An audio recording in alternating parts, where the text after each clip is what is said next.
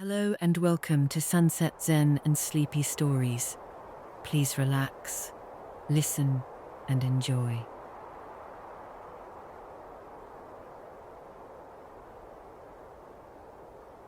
What the Long Days Are For, the fourth story of Nora and the Valley.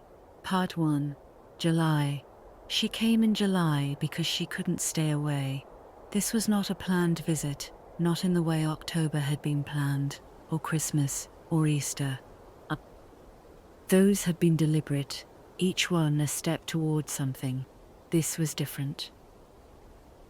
It was a Thursday evening, in late June, when she was sitting on the floor of her London flat, surrounded by packing boxes and the accumulated evidence of 9 years in one place. She rang Owen, and they talked for an hour about nothing in particular. When she hung up, the flat felt so quiet and so small and so entirely wrong that she looked at her calendar and found a window. 10 days in mid-July, before the final push of packing, before the handover at the archive, before everything accelerated into September. She booked the cottage without deliberating about it at all. She rang Owen the next morning.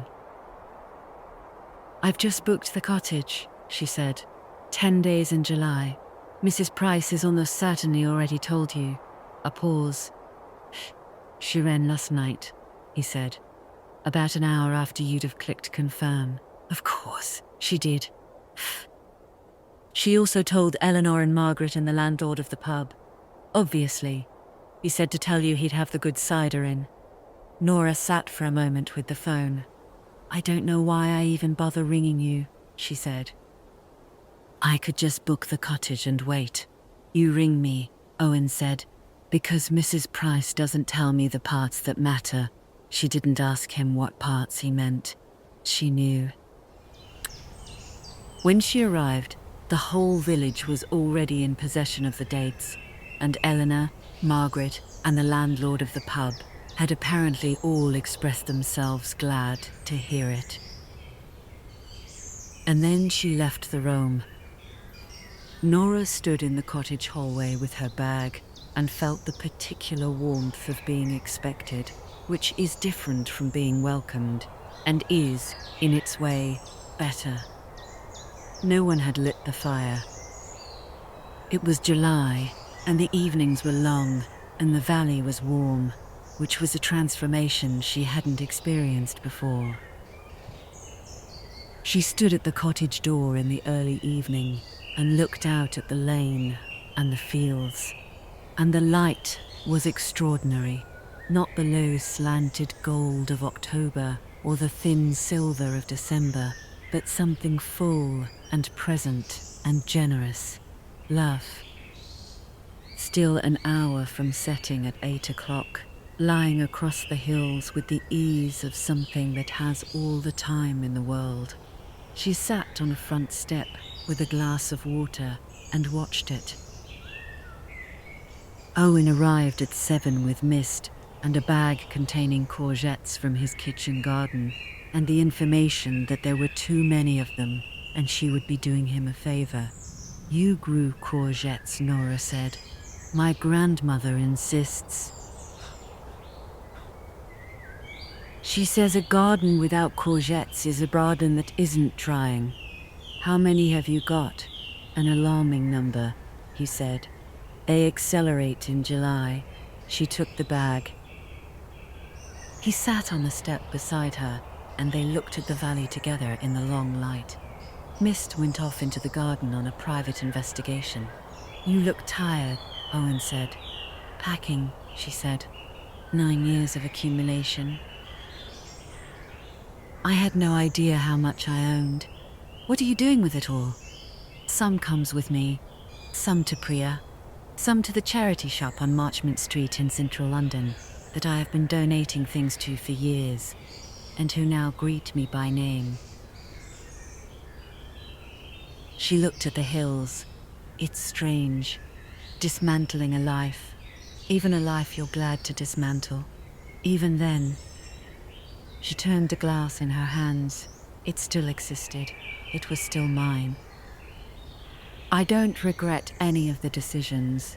I'd make them all again, but you can't pack up 9 years without it meaning something. Owen was quiet in the way he was quiet when he was listening fully, all of his attention present.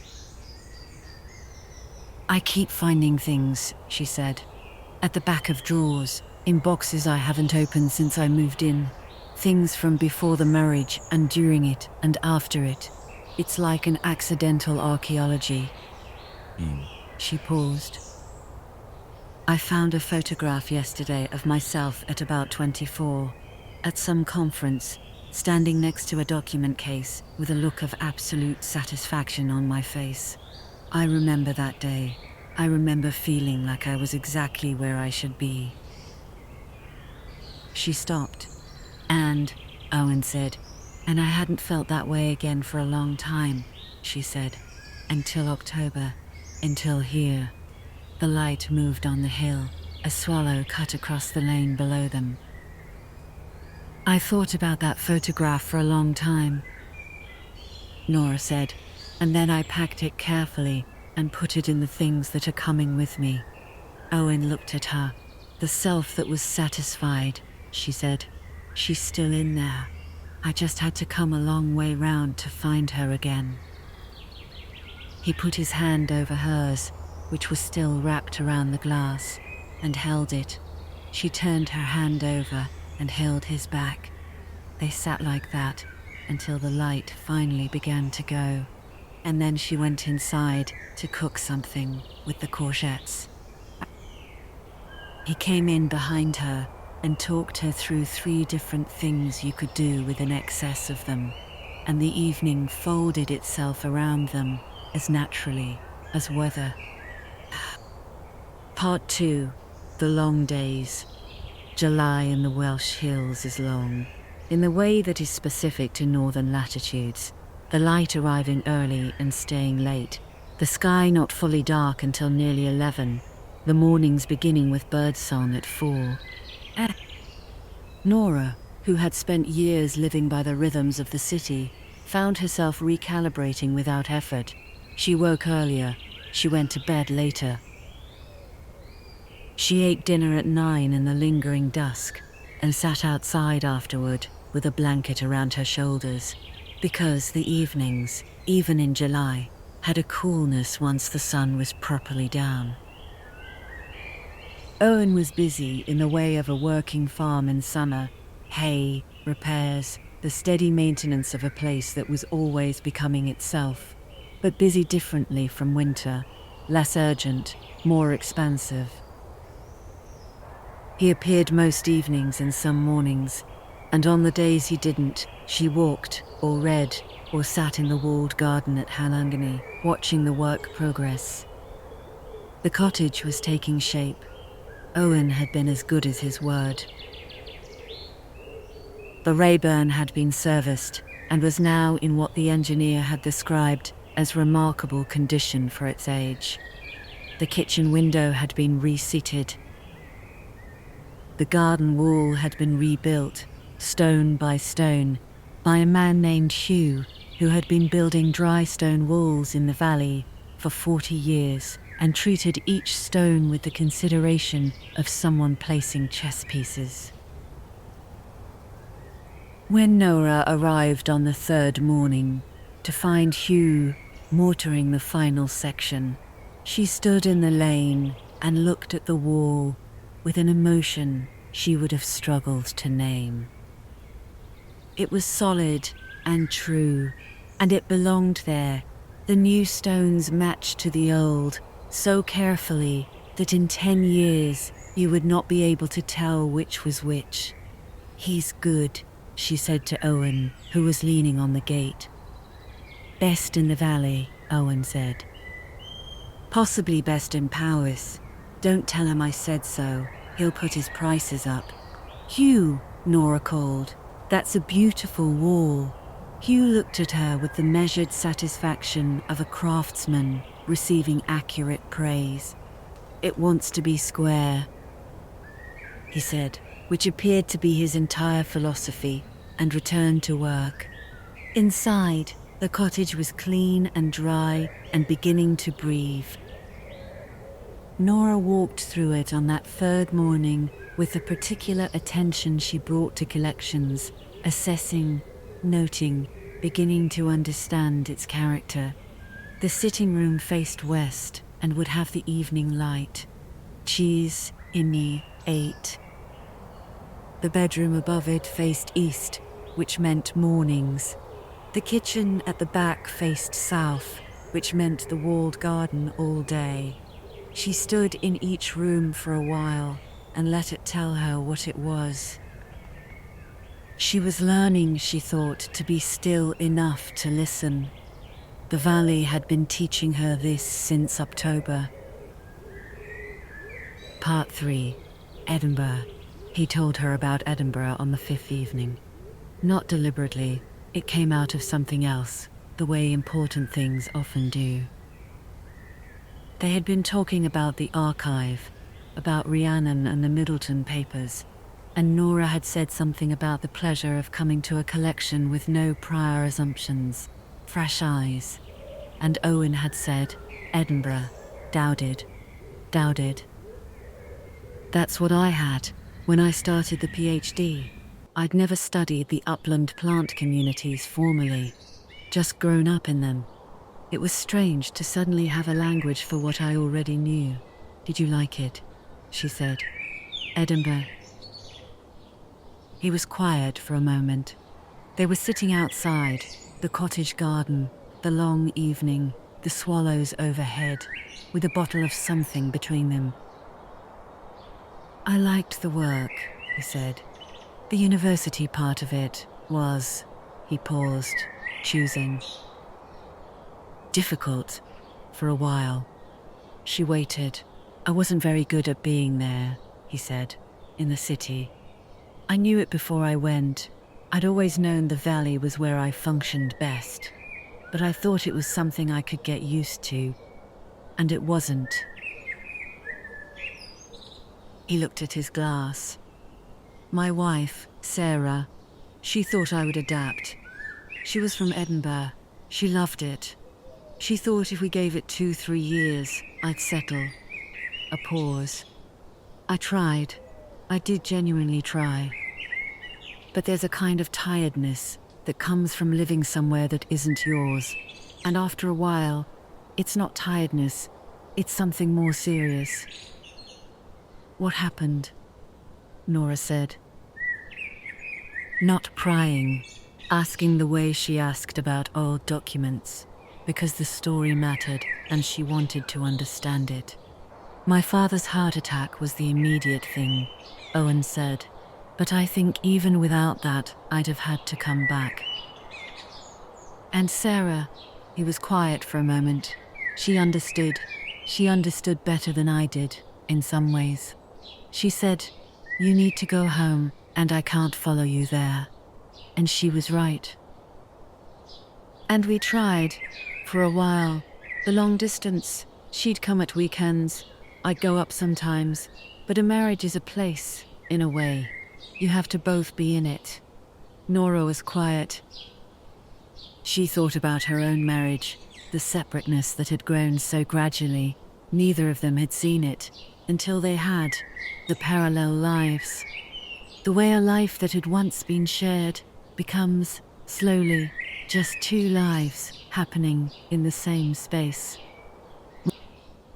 I'm sorry, she said, that it went that way. We're friends, Owen said. We managed that, after. She has a good life in Edinburgh.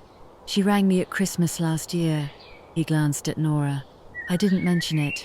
You can mention things. Nora said, I'm not. She considered how to say this. I don't have any rights over what you don't tell me. You're allowed a past, Owen. I have one too. I know, he said. I wanted to tell you now because... He stopped, tried again. Oh.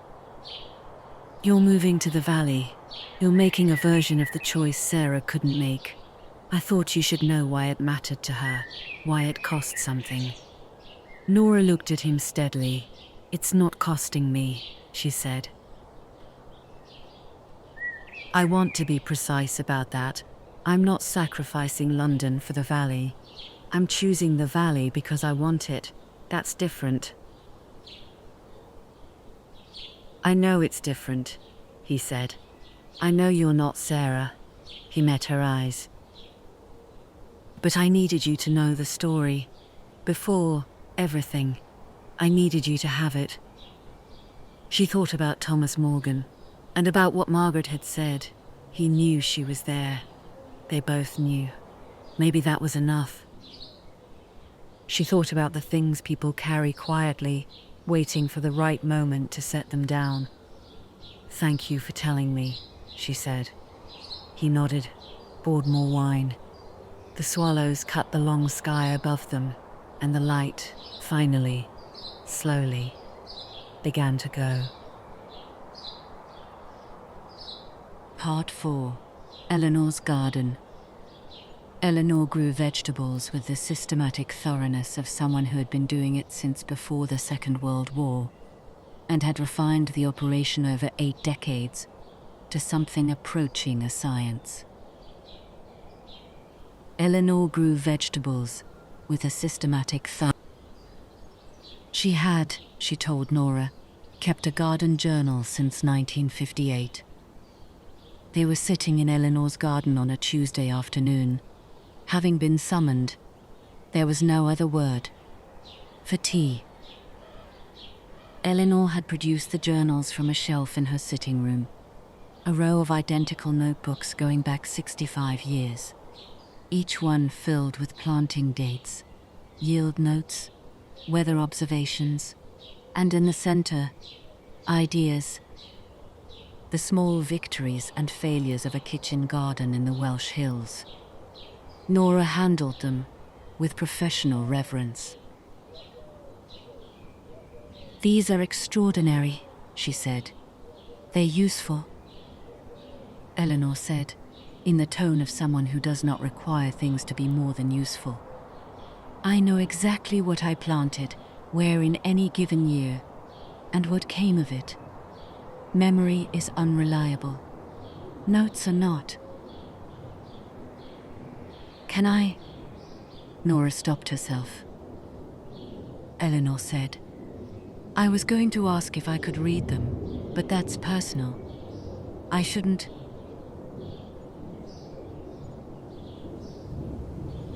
They're garden journals, Eleanor said. There's nothing private in them. Peas and onions and what the slugs did in August. There are other things, here and there, but you can read those too. Nora looked at her.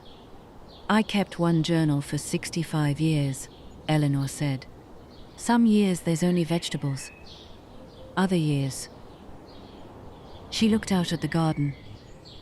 My husband died in 1987, Owen's grandfather. It was very sudden. She was quiet for a moment. I wrote a great deal that year, in among the planting notes. I needed somewhere to put it. She looked back at Nora. You might find it interesting. Or you might not. You can read them and decide. Are you sure? I gave you my father's journal, Eleanor said. I trust your hands. Nora stayed for 3 hours. She read slowly, the way she read old documents, attending to the handwriting as much as the words. The pressure of the pen, the places where the writing changed. The early journals were spare, precise dates, Latin plant names, remarks like late frost, losses on the south bed and bumper year for beans, shared with Megan next door. As the decades went on, the notes deepened, expanded. By the 1970s, there were whole paragraphs, reflections, observations, the occasional wry aside. And then 1987, and a change in the handwriting, not Messier, but more pressured, as though the pen were being held more tightly. July 12, Nora read. The runner beans are coming well. I pick them every morning, and I talk to Dewey while I do it. I know he isn't there. I talk to him anyway. He would have had opinions about the runner beans. She sat for a while, with the journal open on her lap. Until then, I find that people need elves as ethereal being. When she left, she stopped in the doorway and turned back. Eleanor, she said, thank you for letting me read them. Eleanor, settled back in her armchair with her tea, looked at her with the bright dark eyes. Did you find what you were looking for? Ah, Whaley, yes, she said. I wasn't looking for anything specific. No, Eleanor agreed. That's usually when you find the most. Part 5. One long day. On the 7th day, Owen said, come with me today, all day. I want to show you something. She came.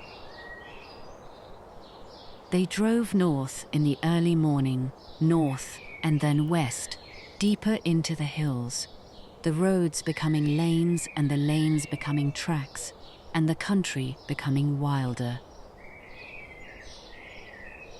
Mist sat in the back with her nose out the window and her ears back in the way of a dog, in a state of perfect happiness. The sky was high and blue, with the particular clarity of Welsh summer after rain, and the hills on either side were enormous and close, their slopes covered in heather, not yet in bloom, but already darkening toward the purple it would reach in August. Where are we going? Nora said. Up, Owen said. They parked where the track ended and walked. It was not a difficult walk, steady, moderate, the kind that requires attention but rewards it. Owen walked as he always did, easily and without appearing to hurry, pointing out things as they went. This grass community indicating wet ground below. This boulder, with its particular lichen formation, that meant the air here was clean. This view, opening on the left, that showed, if you knew where to look, the dim shape of the Brecon beacons to the south. She looked where he pointed and listened to what he said, and found, as she always did with Owen's knowledge, that it was not instruction, but sharing. He was not teaching her so much as including her. Opening the door of his attention and inviting her to look through it at what he saw. They ate lunch at the top, which was not a summit exactly, but a high plateau with a trig point, a concrete pillar, placed by the Ordnance Survey for mapping purposes, and a view in every direction that was, Nora thought. Among the most extraordinary things she had seen. The hills went on and on. The sky was enormous. A red kite turned in the updraft below them, effortless and unhurried. I came up here the week after Sarah left, Owen said, not announcing it, just placing it in the landscape where it belonged. I sat up here for most of a day, looking at all of this. Nora said nothing, waiting. I thought, this is still here. Whatever else.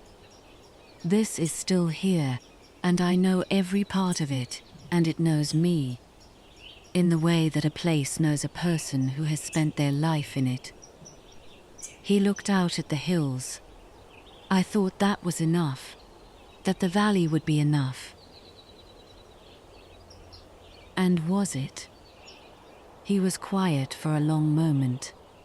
Yes and no, he said. It was enough for the work, for the days, for the purpose of a life. He glanced at her.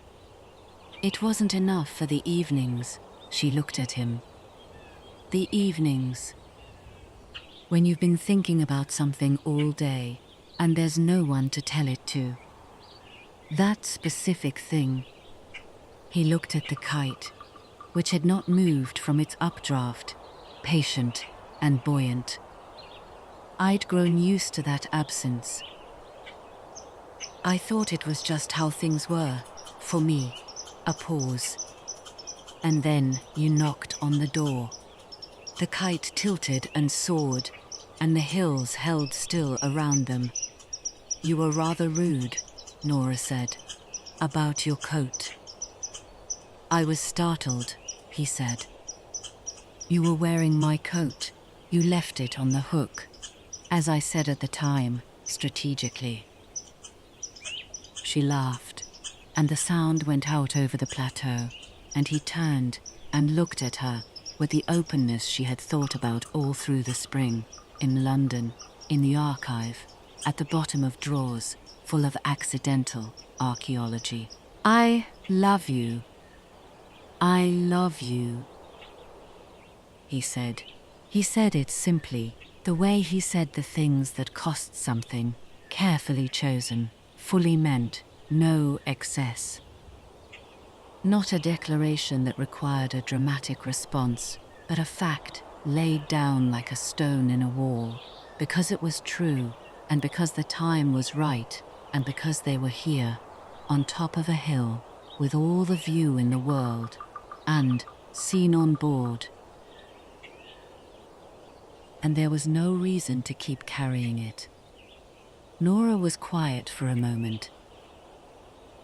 She thought about October, the fire, the coat, the book of poems with its underlined line. She thought about the murmuration in the last light, turning and turning, becoming itself.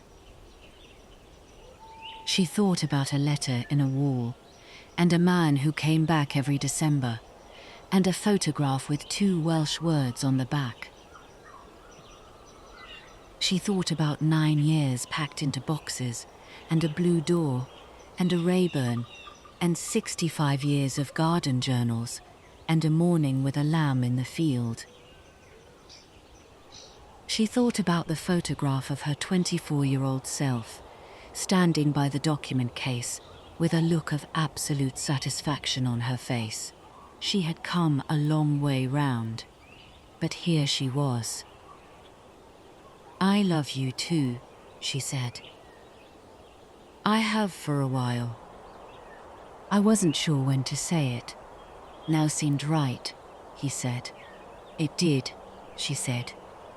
Good timing, Owen. He looked at the view. She looked at the view.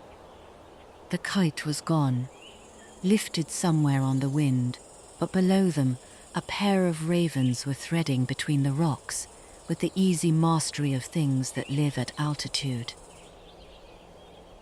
The afternoon was long and golden and entirely unhurried. I want to say something else, Nora said. All right, when I come in September, she said. I'm not coming to be near you.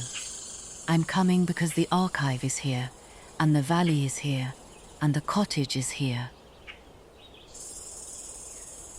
Those things are real and they're mine, and they'd be worth coming for even if... She stopped. What I mean is, I'm not depending on you for this. I can do this, whether you're here or not.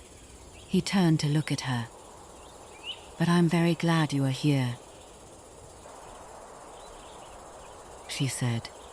And I intend to be in this valley for a long time, and I hope we can be, whatever this is, for that long time, possibly longer. She met his eyes. I just needed you to know that I'm not frightened, and I'm not Sarah. And I'm not going to one day look out at the hills and feel trapped. She paused. These hills feel like freedom to me. They always have. Since the first day. He was quiet for a long moment. When he spoke, his voice was level, but she knew him well enough now to hear what was underneath it. I know, he said. I've known that since October. You walked out of that cottage at 7 in the morning with your boots on the wrong feet because you were so eager to get out into it. My boots were not on the wrong feet. They were. I was tired from the drive. You had the left boot on the right foot, he said, and you walked to the end of the lane and back, and came in looking like someone who has found something they didn't know they'd lost. With your boots on the wrong feet. Nora thought about it. I may have been in a hurry, she said. You've been in a hurry to be here since the first morning, he said. I know the difference between someone who tolerates a place and someone who belongs in it. He held her gaze. You belong here. She looked out at the hills. Yes, she said, I think I do. She thought about October, the fire, the coat, the book of poems with its underlined line. She thought about the murmuration in the last light, turning and turning, becoming itself.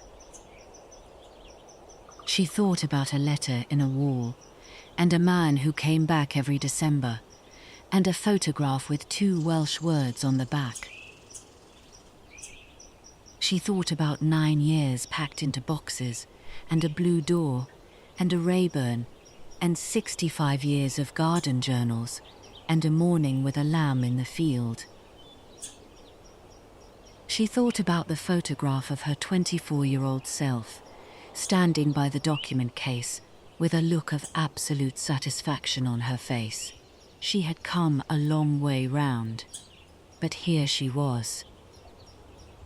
I love you too, she said. I have for a while. I wasn't sure when to say it. Now seemed right, he said. It did, she said. Good timing, Owen.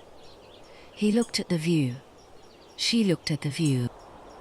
The kite was gone, lifted somewhere on the wind, but below them a pair of ravens were threading between the rocks with the easy mastery of things that live at altitude. The afternoon was long and golden and entirely unhurried. I want to say something else, Nora said. All right, when I come in September, she said. I'm not coming to be near you. I'm coming because the archive is here, and the valley is here, and the cottage is here. Those things are real and they're mine, and they'd be worth coming for even if... She stopped. What I mean is, I'm not depending on you for this. I can do this, whether you're here or not. He turned to look at her. But I'm very glad you are here, she said. And I intend to be in this valley for a long time, and I hope we can be, whatever this is, for that long time, possibly longer. She met his eyes. I just needed you to know that I'm not frightened, and I'm not Sarah. And I'm not going to one day look out at the hills and feel trapped. She paused. These hills feel like freedom to me. They always have. Since the first day. He was quiet for a long moment. When he spoke, his voice was level, but she knew him well enough now to hear what was underneath it. I know, he said. I've known that since October. You walked out of that cottage at 7 in the morning with your boots on the wrong feet because you were so eager to get out into it. My boots were not on the wrong feet. They were. I was tired from the drive.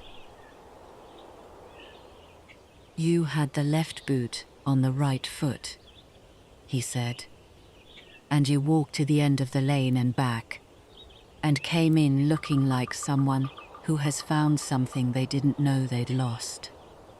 With your boots on the wrong feet. Nora thought about it. I may have been in a hurry, she said. You've been in a hurry to be here since the first morning, he said. I know the difference between someone who tolerates a place and someone who belongs in it. He held her gaze.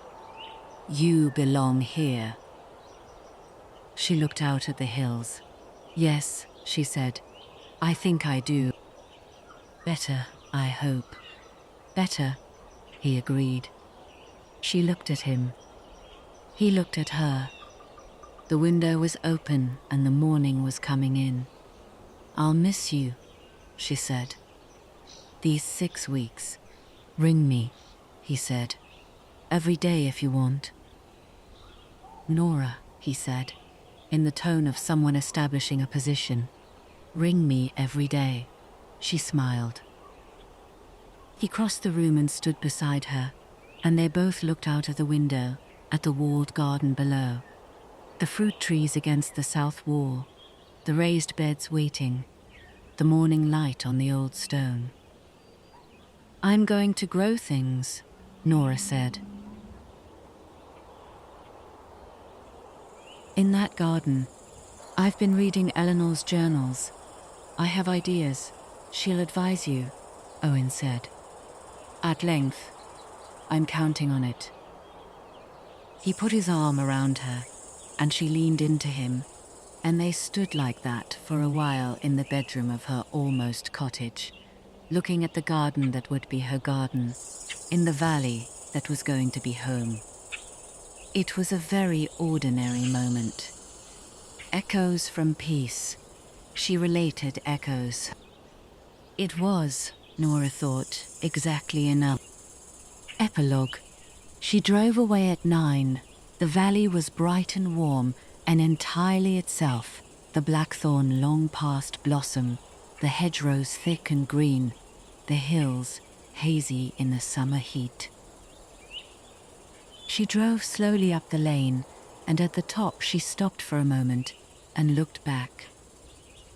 The valley lay below, the farmhouse, the cottage, the lane between them, the fields going up the hill, the old stone where in one of those fields the sheep were moving, heads down, unhurried. A red kite hung in the updraft above the ridge. 6 weeks, she drove. The road widened and the motorway appeared ahead and London waited at the end of it. The flat with its boxes, the archive with its last weeks, Priya, who would want every detail. Her mother, who was coming to terms with Wales and doing well.